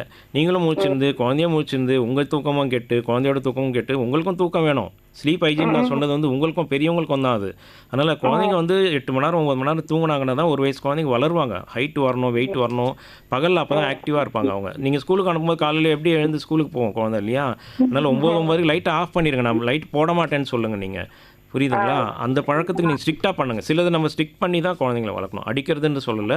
சிலதை வந்து அன்பாகவே ஸ்ட்ரிக்டாக தான் சொல்லணும். நாங்களும் தூங்கணும் நீயும் தூங்கணுன்ற மாதிரி நீங்களும் தூங்கணும். அதனால் லைட் ஆஃப் பண்ணுங்கள். லைட்டை மட்டும் போடவே போடாதீங்க. அவங்க தூங்கணுன்ற டைம் வந்துச்சுன்னா கொஞ்சம் 4 நாள் பார்ப்பாங்க அவங்க. இந்த பக்கம் அந்த பக்கம் புரண்டு எழுந்திங்கலாம் பார்ப்பாங்க. உங்களை எதாவது லைட்லாம் போடுவீங்களா, கூட விளையாடுவீங்களா, ஏதாவது விளையாட கொடுப்பீங்களான்ட்டு. அதுக்கப்புறம் அதெல்லாம் பண்ணுவாங்க. அதெல்லாம் ட்ரை பண்ணுவாங்க. ஆனால் குழந்தையோட நல்லதுக்கு தானே பண்ணுறோம். நீங்கள் லைட்டு மட்டும் போடாதீங்க. அந்த மாதிரி நேரத்தில் நீங்கள் வந்துட்டு அப்படியே அமைதியாக இருந்தால் கொஞ்ச நாளில் பழக்கம் வந்துடும். அந்த பழக்கம் வந்துடும். அப்போ வந்து குழந்தை தூங்க ஆரம்பிச்சிடும். சரி இது நம்ம இப்படி தான் போல இருக்குது, என்ன பண்ணாலும் அவ்வளோதான் போல இருக்குது, இனிமேல் விளையாட முடியாது அப்படின்னு நைட்டில் தூங்க ஆரம்பிப்பாங்க குழந்தைங்க. புரியுதுங்களா? ஓகேங்க சார், நன்றிங்க சார். ஓகேம்மா, நன்றி சார். இது நீங்கள் இப்போ சொன்ன இந்த ஒரு விஷயம் வந்து ரொம்ப இன்ட்ரெஸ்டிங்காக இருந்தது சார். இப்போ இன்னும் ஜஸ்ட் ஒரு 3 நிமிஷத்துக்கும் கம்மியாக தான் இருக்குது நம்மளுடைய ஷோ முடியறதுக்கு. ஆண் குழந்தைகள் பெண் குழந்தைகள் இப்படி தனித்தனியாக வந்துட்டு ஏதாவது வியாதிகள் இருக்குமா? ஆண் குழந்தைகளுக்குன்னு ஸ்பெஷலிஸ்ட் பொதுவாக இப்போ நாங்கள் 5 வயதுக்குட்பட்ட குழந்தைகள் சொல்லுங்களா, அதில் தான் நிறைய நோய்கள் அவங்க அடிக்கடி வர்றது. அதில் ஒன்றும் அந்த மாதிரி எதுவும் பாகுபாடு எதுவும் கிடையாது. ஆண் குழந்தைகள் பெண் குழந்தைகள்னு எதுவும் பாகுபாடு கிடையாது. வளர வளர இப்போ நம்ம வந்து வளரிளம் பருவம்னு சொல்கிறோம் இல்லைங்களா, அப்படி வரும்போது கொஞ்சம் மாறுபட்டு வரலாம். இப்போ வந்து நம்ம பீடியாட்ரிக் ஏஜ் குரூப் அப்படின்னு சொன்னாக்க 12 வயசுக்கு உட்பட்ட குழந்தைகள் சொல்கிறோம். வளரிளம் பருவம்னு சொல்ல வந்து 10 to 12 years அப்படின்னு சொல்கிறோம் இல்லைங்களா. அதனால் 10லேருந்து 19 வயசு வரைக்கும் வளரிளம் பருவம்னு சொல்கிறோம். அந்த வயசில் அவங்களுக்கு வந்து பீரியட்ஸ்லாம் ஆரம்பிச்சதுனாக்க அதுக்கு தகுந்த மாதிரி சில அந்த அதுக்கு தகுந்த இது வந்து கொஞ்சம் வித்தியாசங்கள் வரலாம். மற்றபடி பீடியாட்ரிக் ஏஜ் குரூப்பில் பெருசாக அதுக்கு ஒன்றும் பெரிய டிஃப்ரென்சஸ். Okay sir. இப்போ லாஸ்ட் கொஸ்டின் நம்மளுடைய ஷோவில் உடல் ரீதியாக நிறைய பிரச்சனைகள் குழந்தைகளுக்கு இருக்கும் உங்ககிட்ட வருவாங்க. மன ரீதியாக ஒரு குழந்தைக்கு பிரச்சனை இருக்குது அப்படின்னு சொல்லி நீங்கள் கண்டுபிடிக்கிறதுனா எப்படி அதை கண்டுபிடிப்பீங்க? இல்லை, மன ரீதியான குழந்தையோட இது தனி தலைப்பு இன்னொரு வாட்டி. இப்போ குழந்தைகளோட வளர்ச்சி படிகள், வளர்ச்சி நிலைகள்னு சொல்கிறோம் இல்லைங்களா, அதெல்லாம் சரியாக வருதான்னு நம்ம பார்க்கணும். இப்போ வந்து பிறந்து 2 மாதத்தில் முகம் பார்த்து சிரிக்கணும், 4 மாதத்தில் கழுத்து நிற்கணும், 6 மாதத்தில் குப்புற கவரணும், 1 வயசில் எழுந்து நிற்கணும், 10 மாதத்துக்கு அப்புறம் ஒரு வயசுலலாம் டாட்டா சொல்லணும், 1.25 வயசில் மற்றவங்களோடலாம் சேர்ந்து பழகணும், விளையாடணும்.